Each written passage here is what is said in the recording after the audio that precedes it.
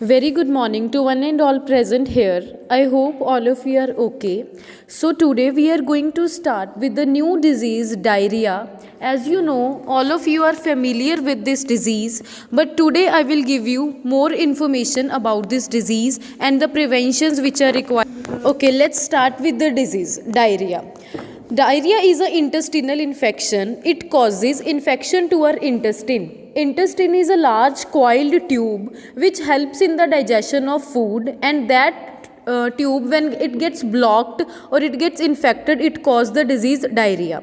In the diarrhea, there is a discharge of loose or watery stools which causes dehydration in our body. Dehydration means there is an excessive loss of water from the body and body suffers water deficiency, and it will cause excessive thirst in the body. Excessive thirst means हमें फिर बहुत ज़्यादा प्यास लगती है, क्योंकि वो जो पानी है वो डायरिया की वजह से हमें हमारी बॉडी में से लूज स्टूल्स की फॉर्म में बाहर रिलीज हो चुका है. Now next is what is the causative agent of diarrhoea? Yes, tell me.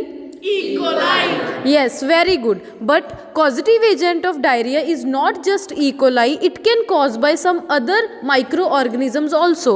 Like it can cause from bacteria, from virus, from protozoa, etc. Which bacteria is responsible for diarrhea? E. coli. Which virus is responsible for diarrhea?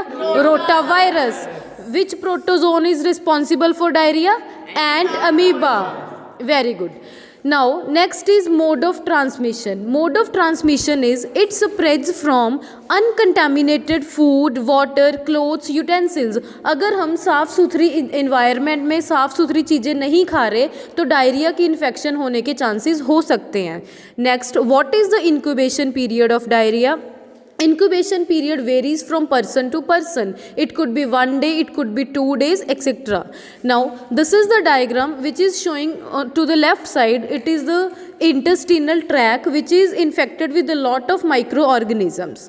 Next, what are the symptoms of diarrhea?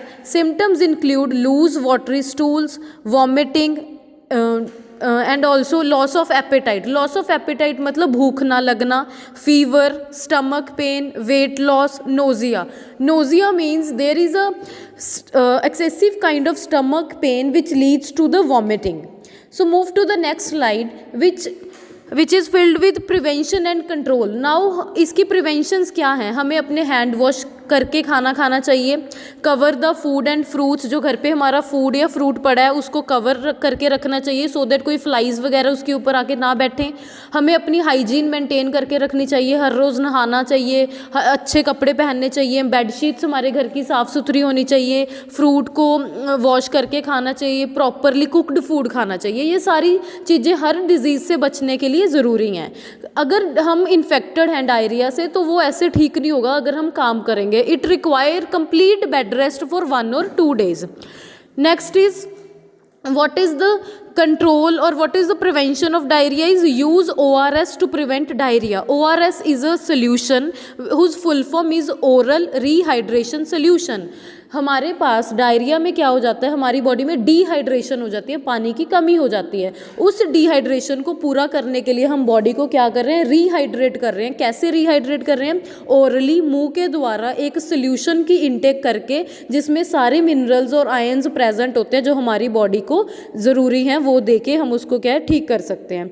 Next alternative हमारे पास ईसबगोल भी है. ईसबगोल एक powder होता है जिसको हम water में mix करके ले सकते हैं, एंड उससे भी क्या है बॉडी में जो स्टमक में इंटेस्टाइन में है जो इन्फेक्शन कवर हो सकती है. Next is treatment. कोई वैक्सीन तो नहीं है डायरिया के लिए, बट जस्ट इसका यही है प्रिवेंशन है कि हम ORS यूज़ कर सकते हैं. So you can watch the photograph which is here that preventions are like ORS solution, proper bed rest, etc. Thanks for watching. If you have any doubt you can ask.